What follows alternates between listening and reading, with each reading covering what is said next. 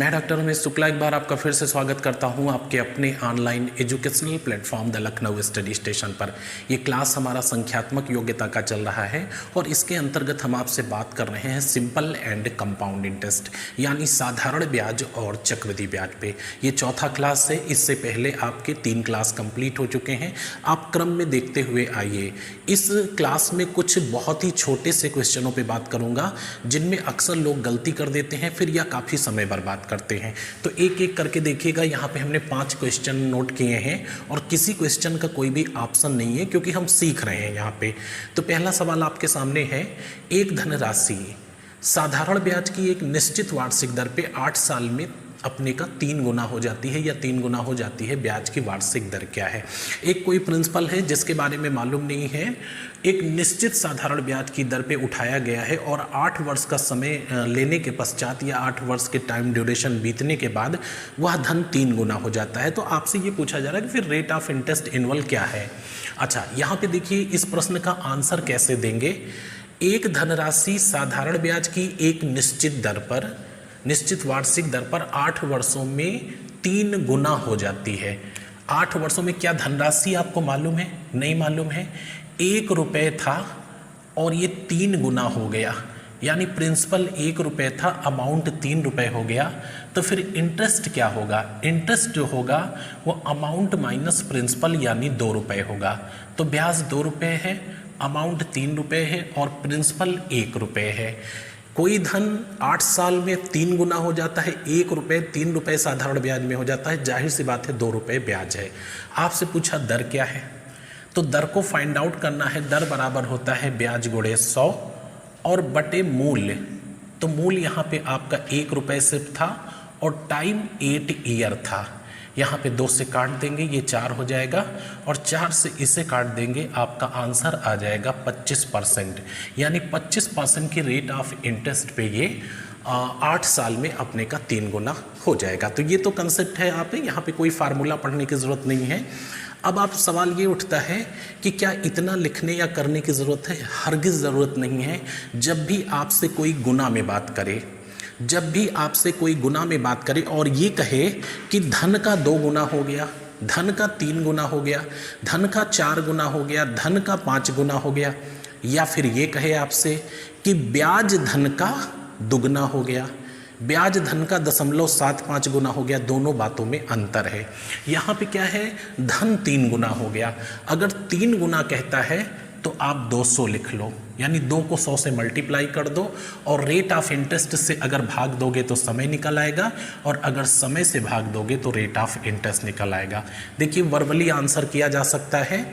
एक धनराशि साधारण ब्याज की एक निश्चित वार्षिक दर से 8 वर्ष में 3 गुना हो गई। अच्छा, धनराशि 3 गुना हो गई, 1 घटा दो, कितना बचा? 2। 2 को 100 से मल्टीप्लाई करो, कितना हो गया? 200। यदि समय से भाग दोगे तो दर निकल आएगी, दर से भाग दोगे तो समय निकल आएगी। चूंकि यहाँ पे समय दिया हुआ था, समय से भाग दिया तो रेट ऑफ इंटरेस्ट आ गया। अगला सवाल आप देखिए, इसको इसी 60 तरीके से करते हैं और फिर डिटेल में भी आपको बताते हैं। जैसे आप उचित समझो वैसे करो। साधारण ब्याज की एक निश्चित वार्षिक दर पर एक धन 6 वर्षों में आपका अपने का 2.5 गुना हो जाता है। 2.5 से 1 घटाइए, कितना बचेगा? 1.5। 1.5 को जब 100 से गुणा करोगे तो 150 हो जाएगा। 1.5 को जब आप 100 से गुणा करोगे तो कितना हो जाएगा? 150 हो जाएगा। अभी जब इसको समय से आप भाग दोगे तो रेट ऑफ इंटरेस्ट निकल आएगा, आंसर होगा 25%। साधारण ब्याज की एक निश्चित वार्षिक दर से एक धन 6 वर्षों में अपने का 2.5 गुना हो जाता है। अपने का 2.5 गुना हो जाता है, इसमें प्रिंसिपल इंक्लूड है। प्रिंसिपल हमेशा 100% होता है और साधारण ब्याज के संदर्भ में परिवर्तनशील नहीं होता है। 2.5 गुना में 1 गुना प्रिंसिपल है, 1 गुना बाहर कर दो, क्या बचेगा? ब्याज कितना? 1.5। 1.5 को 100 से गुणा कर दीजिए, कितना आ गया? 150 आ गया। अगर इसे हम दर से भाग देंगे तो समय निकल आएगा, समय से भाग देंगे तो दर निकल आएगा। चूँकि यहाँ समय दिया था और समय से भाग देकर हमने दर को फाइंड आउट कर लिया। डिटेल में कर लेना आप, जैसे पहला सवाल बताया गया उसी तरह से करिएगा इसको। तीसरा सवाल देखिए, एक धनराशि साधारण ब्याज की 18% वार्षिक दर से कितने वर्षों में अपने का 1.9 गुना हो जाएगी? अपने का 1.9 गुना है, 1.9 से आप 1 घटाइए, हमेशा 1 घटाओगे, कितना बचा 0.9, और 0.9 को अगर 100 से गुणा करोगे तो क्या हो जाएगा 90। अब यहाँ पे 18% रेट ऑफ इंटरेस्ट था, इससे डिवाइड कर देंगे तो समय आ जाएगा यानी 5 वर्ष, आपका आंसर हो गया। तो इस तरह से बहुत ही तेज़ी से आप बता सकते हैं, और ये आपका कंसेप्ट एग्जैक्टली वही है, यहाँ पे कंसेप्ट में कोई कन्फ्यूज़न नहीं है। समय निकालना है तो उसका फार्मूला लगाइए, दर निकालना है तो उसका, लेकिन ये गुना वाले सवालों को हमेशा ऐसे ही करिए। अगला देखिए चौथा क्वेश्चन, 1 धन 6 सही 1/4% वार्षिक साधारण ब्याज की दर से कितने समय में अपने का 5/4 गुना हो जाएगा। तो 5/4 गुना हो जाएगा। अब हमने इसीलिए अलग अलग इस तरह से दिया है कि कंफ्यूज ना हो, यहाँ पूर्णांक में दे दिया, यहाँ दशमलव में, यहाँ देखिए फ्रैक्शन में दे दिया, कोई दिक्कत नहीं है। 5/4 से हम 1 घटा लेंगे, कितना हो गया 5/4 से हम 1 घटा लेंगे तो 4 एकम 4 हो गया, ये 1/4 गुना। अब 1/4 को अगर आप 100 से गुणा करोगे तो क्या आ जाएगा 25 आ जाएगा। हमेशा 100 से गुणा करना है, 25 आ जाएगा।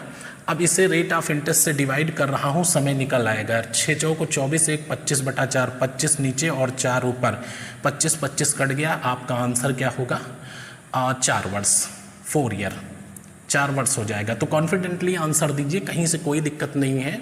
आप इसको चाहे तो ऐसे भी लिख सकते थे, 5 सही 5/4 को आप ऐसे भी लिख सकते थे 1 सही 1/4, तो 1 ये बाहर कर देते, 1/4 बच गया, 100 से गुणा करते 25 हो गया।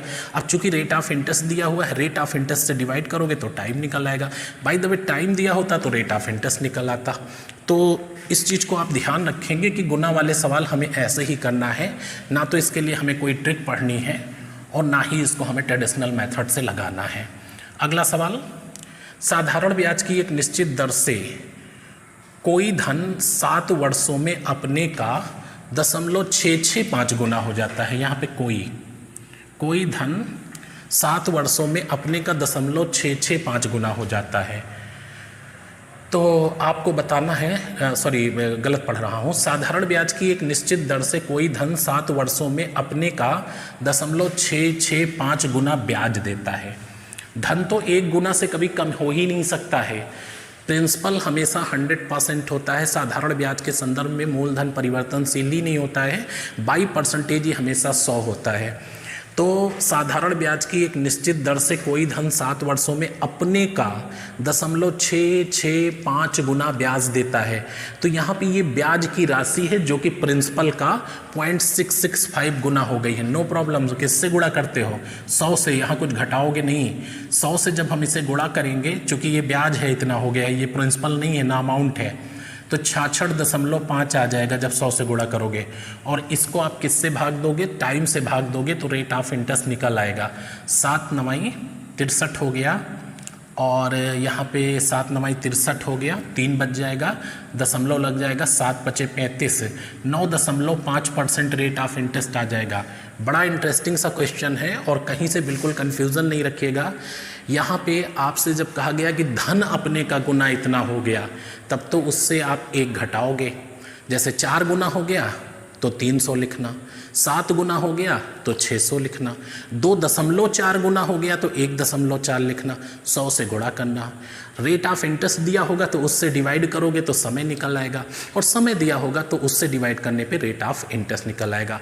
अगर फ्रैक्शन में दिया है तो कन्फ्यूज़न में आने की ज़रूरत नहीं है। एक मैं उदाहरण और आपको यहाँ पे दिखा रहा हूँ। साधारण ब्याज की एक निश्चित दर से, वार्षिक 8% की दर से, ठीक है, मान लीजिए कुछ भी ले लेता हूँ, 6 वर्ष में साधारण ब्याज की एक निश्चित दर से 6 वर्ष में एक धनराशि अपने का, कुछ भी रख देता हूँ, 2 सही 1/5 गुना हो जाती है, इतना हो जाती है। तो 2 सही 1/5 गुना, अब इससे 1 बाहर करना है तो 1.5 बच जाएगा, है ना। आप लिख के बाहर कर लो। मान लो आप इस तरह से नहीं बाहर कर रहे हो तो पूर्णांक ये 2 है, इससे 1 बाहर कर दो, 1 सही 1/5 हो जाएगा। अब 1 सही 1/5 को हम क्या लिखेंगे, 5 एकम 5, 1 6/5 लिखेंगे, और 6/5 को हम क्या करेंगे 100 से मल्टीप्लाई कर देंगे तो 5 छक्का 5 दूनी 10 और 20 छक्का 120, 120 हो गया। अब 6 वर्ष है, 6 वर्ष से डिवाइड कर दोगे तो रेट ऑफ इंटरेस्ट क्या आ जाएगा 20% आ जाएगा। तो इससे आप हर हालत में आंसर कर सकते हो। आपको लगा होगा कि हमें ना तो कोई फार्मूला पढ़ना है और ना ही इसके लिए कोई ट्रिक्स पढ़नी है, क्योंकि ट्रिक्स याद नहीं रहती है और ट्रेडिशनल मेथड से थोड़ा सा टाइम लगता है। इसकी लिमिट है, इसलिए इस लिमिट का हमेशा फ़ायदा उठाइए और प्रॉपर वे में आंसर दीजिए। आइए नेक्स्ट क्वेश्चन पर। ये आपके सामने 3 क्वेश्चन लिखे हुए हैं और इस वीडियो क्लास में छोटा रखूँगा, थोड़ा सा स्वास्थ्य न ठीक होने के कारण जो है केवल 8 प्रश्न पे बात कर रहा हूँ। नेक्स्ट वीडियो क्लास में डिटेल में चर्चा करेंगे। ये दोनों सवाल जैसा आपने पीछे किया है उसी से हल होंगे, इसके लिए कोई फार्मूला पढ़ने की ज़रूरत नहीं है।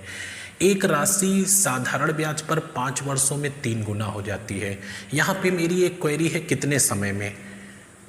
एक राशि साधारण ब्याज पर 5 वर्षों में 3 गुना हो जाती है, किस दर पे? अगर दर मालूम हो तो वह कितने वर्षों में 5 गुना हो जाएगी बता देंगे। तो इस क्या पहले सेंटेंस से यहाँ तक फुल स्टॉप तक पढ़िए, क्या rate of interest find out कर सकते हैं? कोई भी फार्मूला पढ़ने की ज़रूरत नहीं है। जो पीछे आपने 5 सवाल पढ़े हैं उन्हीं को ये डबल कर करके लिखे गए हैं। एक में 2-2 सवाल हैं, तो देखिए कैसे आंसर देंगे। एक राशि साधारण ब्याज पर 5 वर्षों में 3 गुना हो जाती है। तुरंत हमने क्वेश्चन किया कि किस दर से, तो 3 गुना हो जाती है। आप 2 गुणे 100 यानी 200 लिख लो, 200 लिख लिया। 5 वर्ष में 5 से डिवाइड कर दो, रेट ऑफ इंटरेस्ट निकल आएगा 40% की दर से। अब क्वेश्चन बन गया कि 40% की दर पर कितने वर्षों में 5 गुना हो जाएगी? 40% की दर पर कितने वर्षों में 5 गुना हो जाएगी? क्योंकि दर की कोई बात नहीं की गई, दर को चेंज करने की बात नहीं की गई। आपसे ये कहा गया कि एक राशि साधारण ब्याज पर 5 वर्ष में 3 गुना हो जाती है, कितने वर्ष में 5 गुना हो जाएगी? तो 5 गुना का मतलब क्या करोगे? 4 गुणे 100 करोगे यानी 400 हो गया। और 400 को जब दर से विभाजित करोगे तो टाइम निकल जाएगा, आपका आंसर होगा 10 वर्ष। तो इस तरह से बहुत ही तेज़ी से आंसर निकाल सकते हैं। 2 चीज़ें हैं, जब रेट ऑफ इंटरेस्ट दिया हो तो उससे डिवाइड करोगे तो टाइम निकल आएगा, और टाइम से डिवाइड करोगे तो रेट ऑफ इंटरेस्ट निकल आएगा। फिर से देखिए, एक राशि साधारण ब्याज पे 5 वर्षों में 3 गुना हो जाती है। अच्छा, तो 3 गुना का मतलब 2 गुणे 100, क्योंकि एक मूलधन हटा दिया, 200/5 40% रेट ऑफ इंटरेस्ट हो गया। कितने वर्षों में 5 गुना हो जाएगी? फिर एक घटा दिया 400, और 400/40 रेट ऑफ इंटरेस्ट किया तो टाइम 10 वर्ष आ गया। अगला सवाल देखिए, एक राशि साधारण ब्याज की 12% की दर से 2.2 गुना हो जाती है। तो यहीं पे रुकिए, रेट ऑफ इंटरेस्ट दिया है तो अब आप टाइम फाइंड आउट करिए। 2.2 गुना हो जाती है, एक घटा दीजिए, कितना बचेगा? 1.2। 1.2 को 100 से मल्टीप्लाई करोगे क्या आएगा? 120 आएगा। और 12% की दर थी तो कितना टाइम हो गया? 10 वर्ष। अब आपसे ये पूछा जा रहा है कितने प्रतिशत की दर पे 4 गुना हो जाएगी? अच्छा, तो 4 गुना का मतलब 3 लिखोगे और 100 से गुणा करोगे, कितना हो जाएगा? 300। और अगर टाइम से डिवाइड कर दोगे तो रेट ऑफ इंटरेस्ट निकल आएगा, आपका आंसर आएगा 30%। तो इस तरह से देखिए 2-2 चीज़ें अप्लाई हो रही हैं और इनके लिए दिए हुए हैं फार्मूले बहुत सारे, लेकिन उन फार्मूलों के पीछे मत भागिए, आप वर्बली आंसर कर सकते हैं। तो 1 से लेकर के ये जो 7 तक क्वेश्चन हैं ये सब देख देख करके टिक करने वाले हैं और इनको इसी तरह से आप करें। अगला सवाल काफ़ी अच्छा है, महत्वपूर्ण क्वेश्चन है, इसको ध्यान से देखें। अगले क्वेश्चन में कहा गया है कि एक साहूकार ने 12,000 रुपये की राशि को 2 भागों में बांटकर पहले भाग को 5 वर्ष के लिए 8% की वार्षिक ब्याज की दर पर तथा दूसरे भाग को 4 वर्ष के लिए 10% की वार्षिक ब्याज की दर पर कर्ज पे उठाया। यदि प्रथम भाग से प्राप्त ब्याज दूसरे भाग से प्राप्त ब्याज का 3 गुना हो तो दोनों भागों का अंतर क्या है? यानी जो पैसे उसने बांट करके उठाए हैं उन दोनों भागों का डिफरेंस क्या है? तो अगर यहाँ पे हमें दूसरे भाग से, चूँकि रेट ऑफ इंटरेस्ट और टाइम से हमें डिवाइड करना पड़ेगा, ये 8×5 40 और ये 4×2 40 होता है, तो दूसरे भाग से जो प्राप्त ब्याज है, सेकंड का ब्याज, इसको हम मान लेते हैं 400 रुपये। आप 100 भी मान सकते हो, कोई प्रॉब्लम नहीं, लेकिन 400 ज़्यादा अच्छा है, कैलकुलेशन अच्छा होगा। तो प्रथम भाग से प्राप्त ब्याज दूसरे भाग से प्राप्त ब्याज का 3 गुना है, तो प्रथम का क्या ब्याज हो जाएगा? दूसरे भाग का 3 गुना है, तो जाहिर सी बात है 1200 रुपये हो जाएगा। ये दोनों जगह से ब्याज हो गया, ये प्रथम भाग का है, ये दूसरे भाग का है। अब अगर ब्याज दिया है तो आप प्रिंसिपल निकाल सकते हो, क्योंकि आपको फार्मूला मालूम है, प्रिंसिपल इक्वल टू ब्याज गुणे 100/, दर इंटू समय, ये लगेगा दोनों में अप्लाई करिए यही फार्मूला।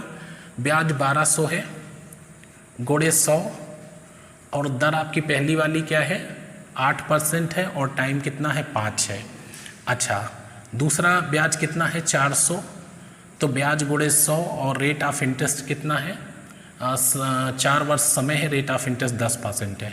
देखिए 4 धाम 40, 40 से काट दो ये 10 हो गया, इधर 1000 आ जाएगा। 8 पंच 40, 40 से काट दो ये 30 हो गया, इधर 3000 आ जाएगा। यानी जो प्रिंसिपल है उसमें क्या संबंध है 3-1 का संबंध है। टोटल पैसा कितना है 12000 रुपये, तो 12000 टोटल पैसा है, इसलिए अनुपातिक योग नीचे रखोगे यानी 4। अब अगर पहला धन पूछता तो 3, दूसरा पूछता तो 1, दोनों का अंतर पूछेगा तो अनुपातिक अंकर यानी 2 रखेंगे। 4 तिहाई 12 और 3 दूनी 6, दोनों धनों के बीच 6000 रुपये का अंतर है। आपका सही आंसर बी है। तो ये छोटा सा 10-15 मिनट का वीडियो क्लास था, 6 से 7 क्वेश्चन आपने इसमें देखा। इसके बाद जो अगला वीडियो क्लास होगा उसमें साधारण ब्याज के कुछ अति महत्वपूर्ण प्रश्नों पर चर्चा करेंगे। तो मिलते हैं नेक्स्ट क्लास में, तब तक के लिए शुभकामनाएं, धन्यवाद।